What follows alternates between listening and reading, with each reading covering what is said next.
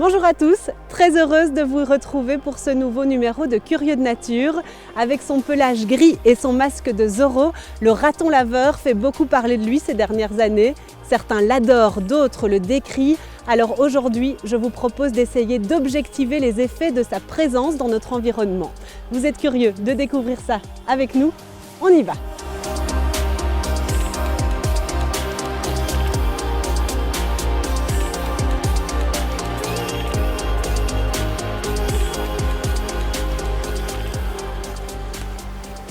Bonjour Vinciane. Bonjour Julie. Qu'est-ce que vous êtes en train de faire ici? Je vérifie s'il y a des empreintes de raton laveur. Et donc en fait il y en a quelques-unes mais elles ne sont pas de très bonne qualité là à plusieurs endroits.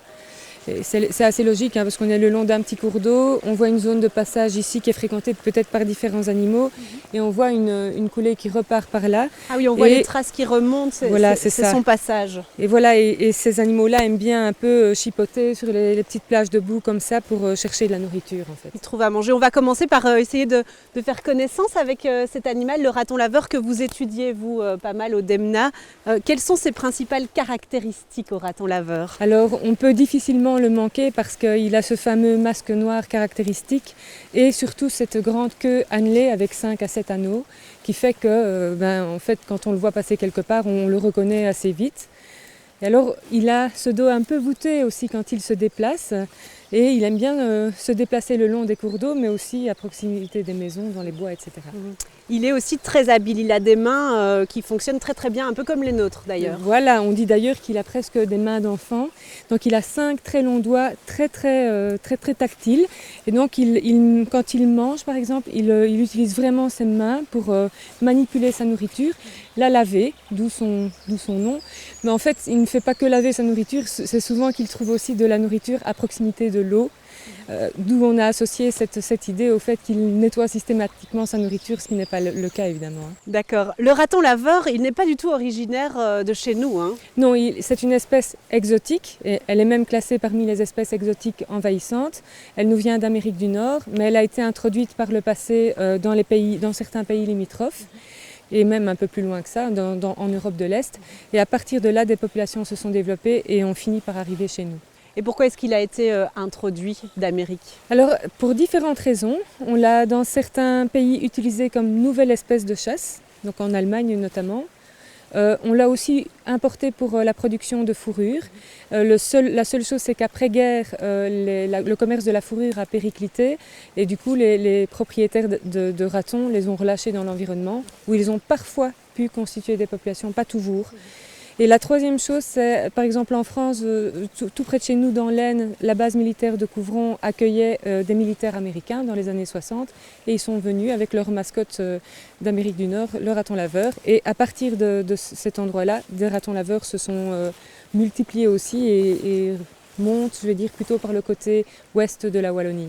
Et ils se reproduisent très vite et c'est là que ça peut poser problème. Oui, et puis les hivers sont moins rudes et ça favorise aussi leur survie hivernale. Et voilà, et donc depuis 2010, on voit qu'il y a vraiment une augmentation de population très forte et aussi dans les pays limitrophes. Et ça devient problématique? Et ça peut être problématique pour certaines espèces sensibles à sa prédation ou à sa compétition. En seulement 10 ans, les ratons laveurs ont conquis toute la Wallonie et seraient entre 50 et 75 000 individus. Malgré leur potentielle sympathie, le raton laveur est aujourd'hui considéré comme une espèce invasive, nuisible, qui occasionne de gros dégâts à la biodiversité. Déjà trop présent sur le terrain, son éradication n'est plus un objectif réaliste, mais les agents du DNF ont pour mission de réguler l'espèce afin de limiter les dégâts.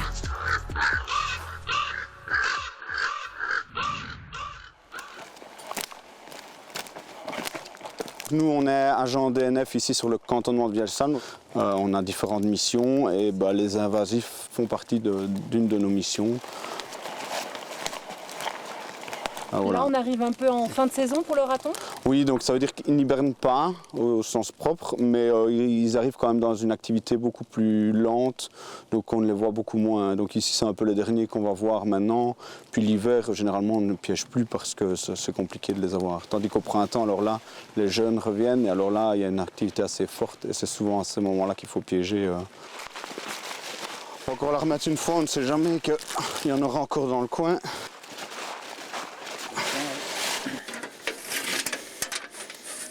essayer de tenir comme ça. Je vais encore remettre des bananes comme il pleut. J'appâte toujours un peu de vent pour pas qu'il se méfie trop. Puis alors progressivement j'en mets dedans, tu vois. Comme ça il mange et il se tracasse pas trop. Et il suit. Ouais, jusque là. Et alors souvent je mets un peu des marshmallows, ça marche bien aussi. Le raton laveur est omnivore, donc lui mange de tout. Si on avait mis de la viande ou du poisson, on aurait tiré d'autres carnassiers. C'est un peu ça le succès du raton laveur, c'est le fait qu'il est omnivore, très intelligent, opportuniste, donc il vit aussi bien dans les poubelles qu'en forêt.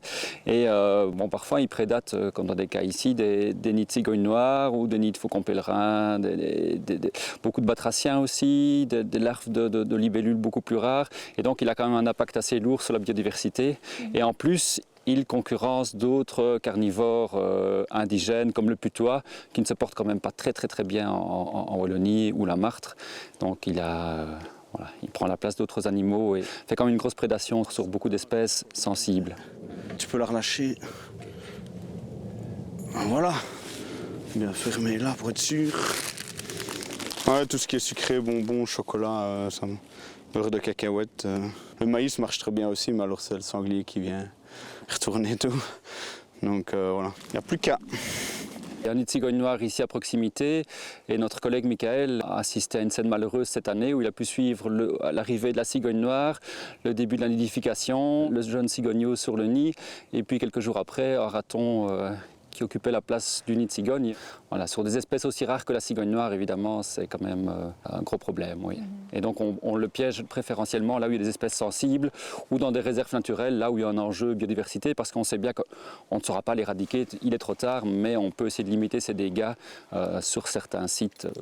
Donc on installe notre piège, nous on s'est équipé de caméras 4G, donc on sait en permanence ce qu'il y a dans la cage.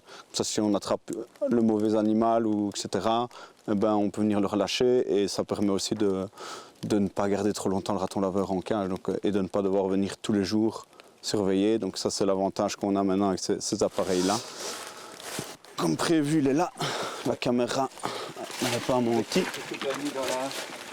Ici j'ai mis des bananes parce qu'il pleuvait et le marshmallow malheureusement ça fond plus vite avec l'eau.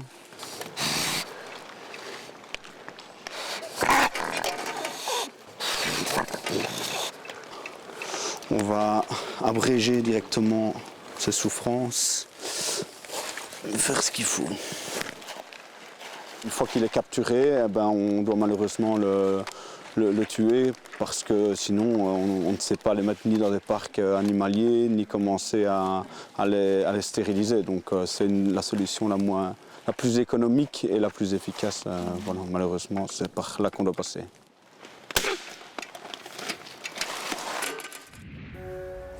Vinciane, ça ne doit pas être évident pour l'amoureuse de la nature que vous êtes de devoir exterminer certains animaux. Alors, dans la pratique, ce n'est pas tout à fait mon travail. Ce sont plutôt les agents du département de la nature et des forêts qui s'occupent de cette malheureuse tâche. C'est jamais un succès de devoir faire ça, mais parfois on n'a pas le choix, parce que si on veut vraiment préserver les espèces de notre nature indigène, il faut aussi endurer ce type de sacrifice. Moi, ça m'arrive par exemple de travailler régulièrement sur des animaux morts dans le cadre des autopsies qu'on fait pour prélever des échantillons. C'est jamais très agréable, mais c'est très utile. Ça fait partie du boulot. Ça fait partie du job d'être parfois un petit peu moins sensible à des situations un peu abracadabrantes comme ça. Mais savoir pourquoi vous le faites, ça vous permet de le relativiser sans doute. Sans doute, oui, sans doute.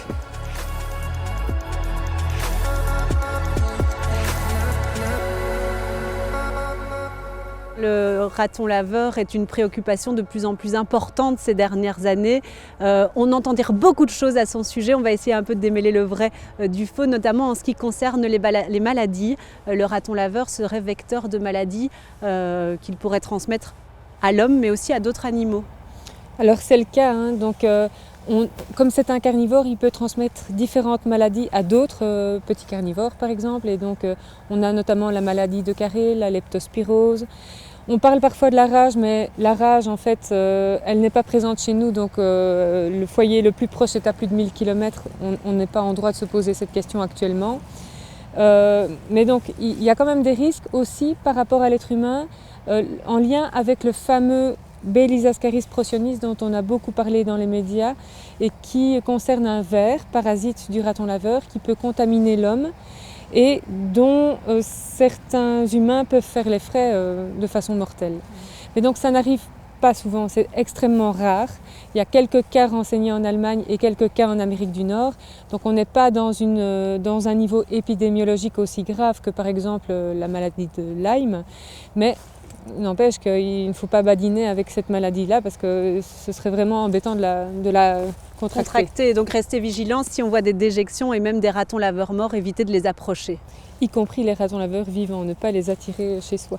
Et puis là où il pose vraiment problème, c'est là où on a des espèces qui sont menacées et déjà en danger d'extinction et donc à protéger. Et là, il y a vraiment un enjeu par rapport à la présence du raton laveur. Alors, ce ne sont pas uniquement les espèces en danger d'extinction, mais c'est par exemple les espèces qui s'organisent dans des petites colonies ou dans des stations, on appelle ça des stations, donc qui sont relativement peu abondantes. Et donc on a des cas de prédation avérés qui posent problème et qui posent question sur la préservation de ces espèces. Ici par exemple on a les hirondelles de rivage, on voit les petits trous qu'on peut observer juste derrière nous. Là ce sera une zone à protéger du raton laveur justement pour épargner ces hirondelles de rivage. Oui, parce qu'on a déjà eu des cas similaires avec des prédations. Alors c'était là ici le flanc de carrière est assez droit, alors il y a un peu moins de risque par rapport à la prédation ici. Mais là, un peu plus loin, on a une zone qui est plus proche du bas du versant, qui est un peu plus affaissée et qui permettrait un accès facile pour aller ouvrir les nids, prédater les œufs, prédater les jeunes. Et donc, comme on sait que le risque est présent, ici, si la colonie va se perpétuer, elle n'est simplement pas là parce qu'on est en période automnale, mais les hirondelles vont revenir et il faudra faire attention à ce qu'il n'y ait pas de risque de prédation sur les nouvelles installations potentielles de l'hirondelle de rivage ici à cet endroit. Et puis le raton laveur, on le voit approcher de plus en plus des habitations. C'est pas rare d'avoir des témoignages, notamment sur les réseaux sociaux, de ratons laveurs qui ont pénétré carrément dans une habitation pour aller fouiller le garde-manger. Oui, moi j'ai eu le cas. Je me suis retrouvée avec un raton laveur à l'étage parce que j'avais laissé ma porte d'entrée ouverte. Et voilà, ça, ce sont des surprises auxquelles on ne s'attend pas, mais une fois que le raton laveur se sent piégé, en plus, parce qu'il est coincé dans la maison, il peut faire vraiment des dégâts et faire tomber tout de partout. Et si vous n'êtes pas là, il peut aller ouvrir vos armoires et se servir de ce qu'il a envie de prendre dans vos réserves. Oui, ça nous fait sourire, mais il faut quand même prendre le problème au sérieux parce qu'on peut vite être envahi par ce raton laveur. Et justement, on va voir comment réussir à tenir éloigné le raton laveur de nos maisons.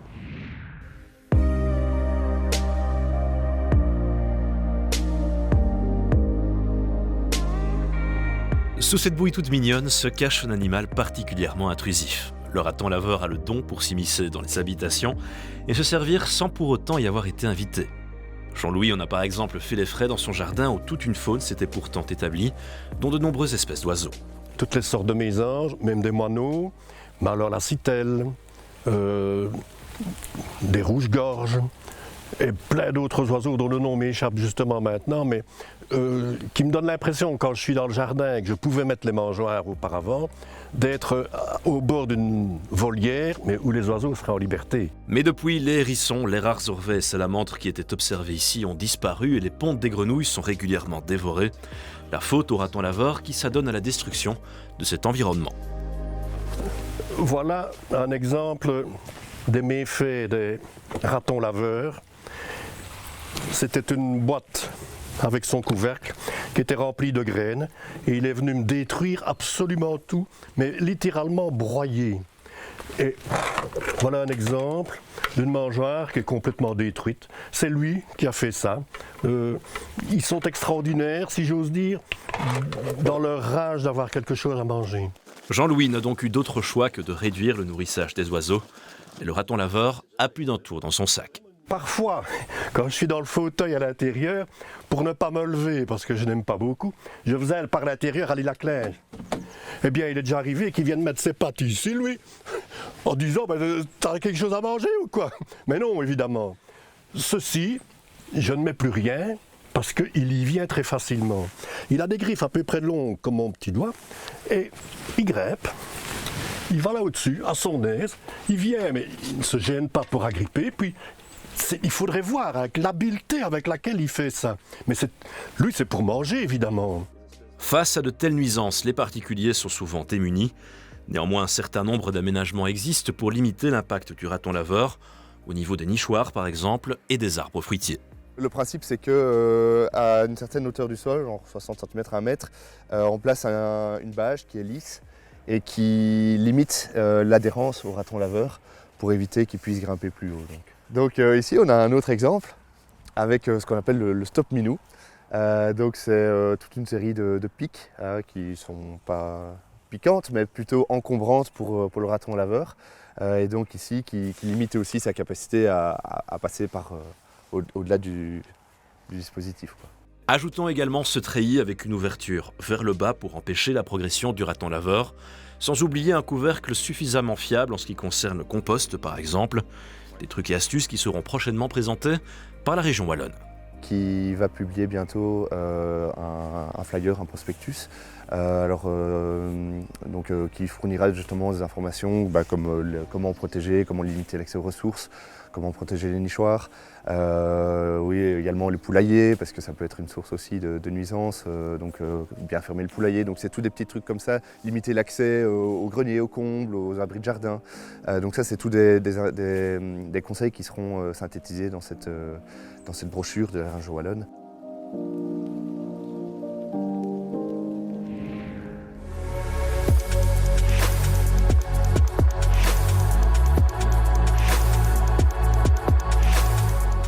Et donc on le comprend, là où le raton laveur pose vraiment problème, c'est là où la nourriture est abondante.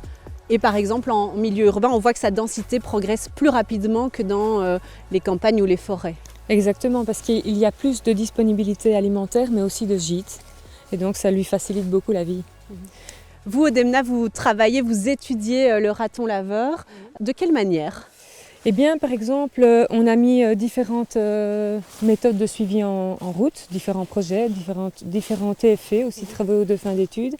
Et là, par exemple, on a suivi des ratons laveurs par radiopistage en forêt de Saint-Hubert.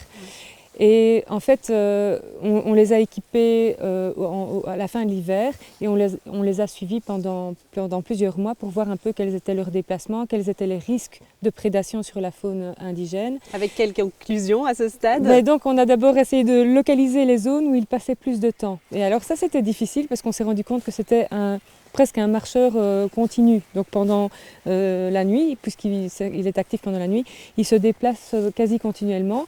Et parfois, il reste 5-10 minutes au même endroit. Et on s'est rendu compte que par exemple dans des sites comme ceci ici, avec des troncs d'arbres morts au sol, on avait souvent des présences de quelques minutes du raton laveur.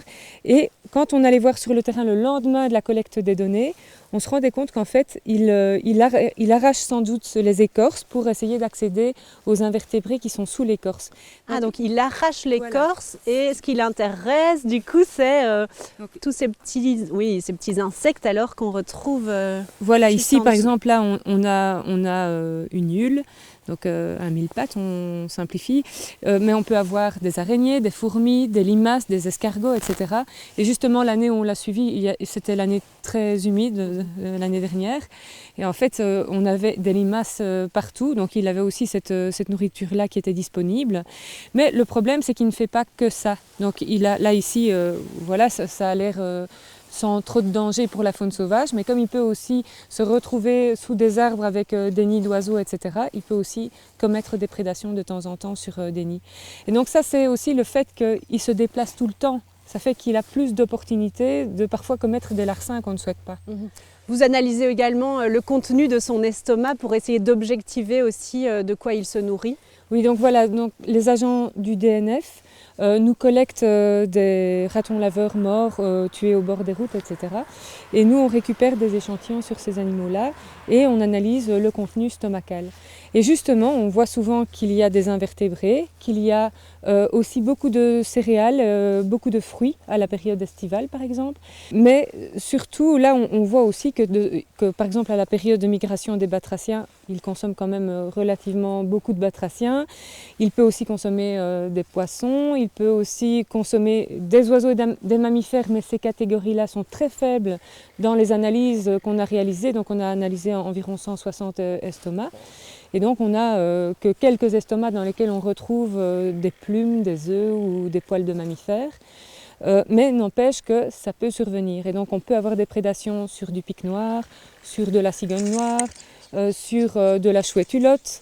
Et alors là, on a mis en place un autre suivi pour évaluer la compétition avec la chouette hulotte pour l'accès à un nichoir, parce que c'est une cavité qui peut lui convenir pour gîter aussi. Oui, oui. Et on a observé des nichés de ratons laveurs dans certains nichoirs à chouette hulotte. Et on a remarqué qu'en fait, on n'avait pas vraiment encore un impact significatif du raton laveur sur le succès de reproduction lié aux petites chouettes. Mais maintenant, avec l'augmentation des densités de population, ça pourrait arriver qu'à un moment donné, on constate un effet, donc affaire à suivre.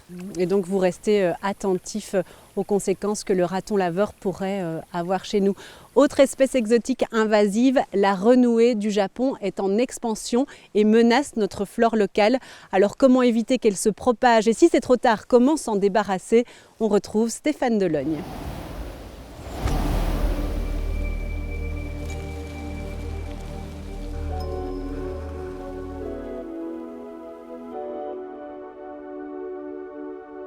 Bonjour à tous les curieux de nature. Aujourd'hui, je vous parle d'une plante que vous avez tous déjà rencontrée. Elle est présente sur les bords de route, sur les friches industrielles, sur les bords de chemin. Il s'agit de Fallopia japonica, la renouée du Japon. C'est une plante qui a été introduite au 19e siècle par un médecin et botaniste hollandais. Mais depuis, elle se répand et préoccupe la communauté internationale et les naturalistes du monde, car elle recouvre tout. Venez voir. Comme vous le constatez, sous la renouée, rien ne pousse. On est ici au cœur d'un massif de renouée du Japon qui commence à perdre ses feuilles puisque l'hiver approche. On voit parfaitement la couverture importante. Pendant l'été, la plante a privé le sol de lumière et rien n'a poussé. On estime que sous un massif de renouée du Japon, moins 40% d'insectes sont hébergés. Il n'y en a presque plus, on divise quasiment par 2. Et en termes de plantes, c'est 7 plantes sur 10 qui disparaissent sous la renouée. Son épais tapis de feuilles ne permet à rien de pousser. Elle efface toute la nature à son profit. La première cause de propagation de la renouée du Japon, c'est le broyage des bords de route. En broyant la plante, on va la briser en une multitude de petits morceaux qui vont tomber au sol et donner jour à de nouveaux plantules. La colonie va s'étendre et envahir tout. Il ne faut surtout pas broyer la renouée du Japon. Et pire, certains éclats de cette plante pourraient être projetés dans le ruisseau en contrebas par exemple, le descendre et quelques kilomètres plus loin s'accrocher aux berges pour donner lieu à une nouvelle colonie de renouée du Japon. Très envahissant. Un second mode de propagation est la terre de remblai utilisée dans les travaux publics ou les travaux privés ou de friches industrielles. Il suffit que le lieu soit colonisé par quelques fragments de renouée et tout de suite, les terres qui vont être charriées vont servir de véritables pépinières à renouer et celui qui héritera de ces terres héritera également d'un massif de renouée. C'est un problème, ça se disperse partout.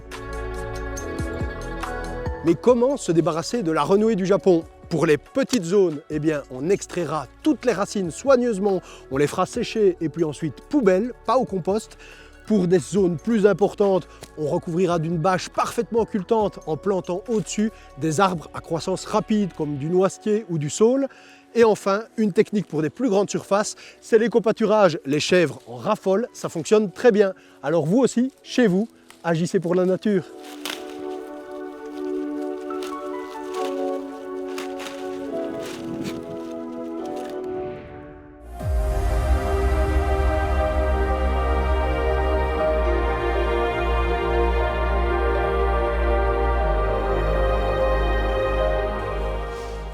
Alors Vinciane, à ce stade, est-ce que la seule solution pour lutter contre le raton laveur, ça va être de l'éradiquer totalement ?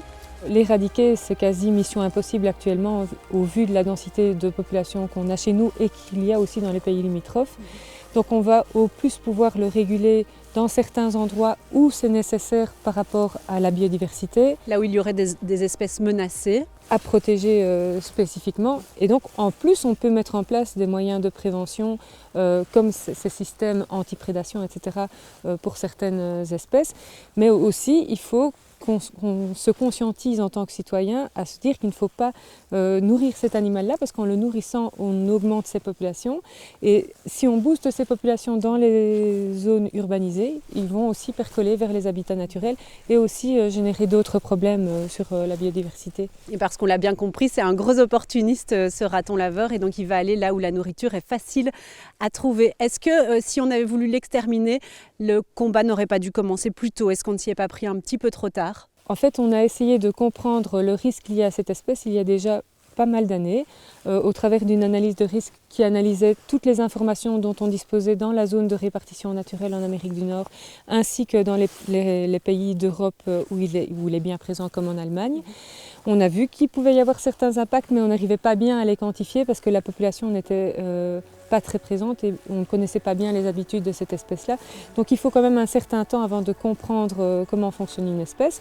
Mais il faut quand même reconnaître que depuis 2015, elle fait partie de la première liste des espèces exotiques envahissantes jugées préoccupantes pour l'Union européenne. Donc à l'échelle de l'Europe, Exactement. La lutte va pouvoir s'organiser alors à l'échelle européenne. Exactement, mais elle a déjà été entamée à cette période-là et donc on ne peut pas la détenir, on ne peut pas booster ses populations, etc.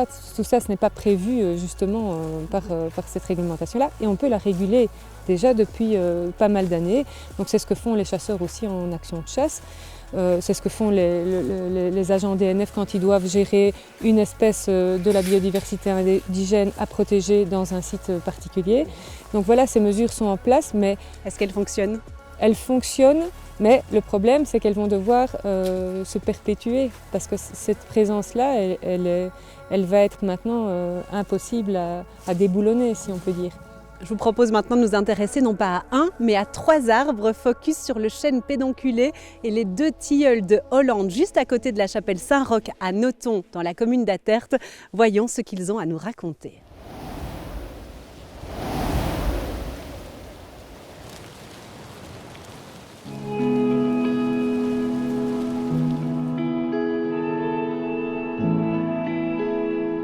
Nous montons la garde à l'entrée de Nothon, autour de la chapelle Saint-Roch. Je dis nous parce que nous sommes 3, un chêne et 2 tilleuls. Nous sommes inséparables et très complémentaires. Nos racines se touchent, s'entremêlent et communiquent. Le plus grand, c'est moi, le chêne, 29 mètres de haut. On me dit chêne pédonculé car mon fruit, le gland, est relié à mes branches par un long pédoncule. Après, c'est moi, le tilleul de Hollande, 22 mètres. Et le petit dernier, c'est moi, l'autre tilleul. Je ne mesure que 17 mètres, mais je n'ai pas fini de grandir.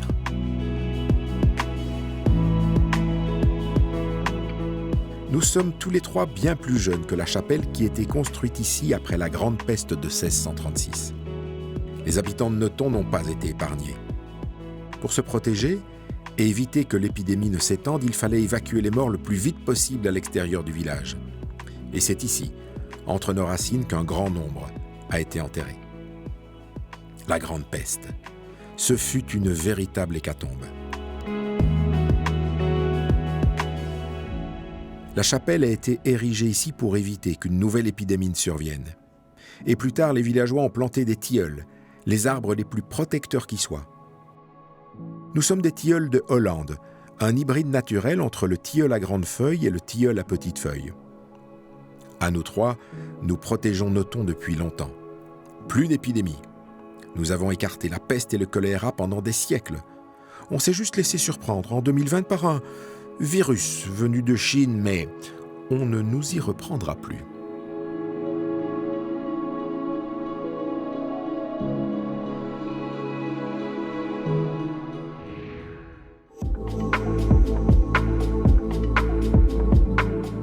Le raton laveur est vraiment un bel exemple pour montrer que l'arrivée d'une nouvelle espèce peut avoir un impact sur notre biodiversité locale. Oui, tout à fait. Et elle nous montre aussi à quel point il est important de continuer à collecter des données pour illustrer éventuellement les autres impacts qu'elle pourrait avoir et qu'on n'a pas encore découverts. Un dernier conseil, si vous possédez des animaux exotiques à la maison, surtout ne jamais les relâcher dans la nature parce qu'on voit les conséquences que ça peut avoir. Oui, et en plus, ce n'est pas autorisé. Je veux dire, il y a toute une série d'espèces qu'on peut détenir et toute une série qui ne sont pas autorisées à la détention. C'est important de le rappeler. Merci Vinciane. Avec plaisir. On se fixe rendez-vous sur toutes nos plateformes pour revoir nos émissions. Rendez-vous aussi sur notre page Facebook TVLux Côté Nature où vous continuez de nous partager tous vos beaux clichés et on vous remercie. On se quitte d'ailleurs avec quelques-uns. Ciao, à bientôt.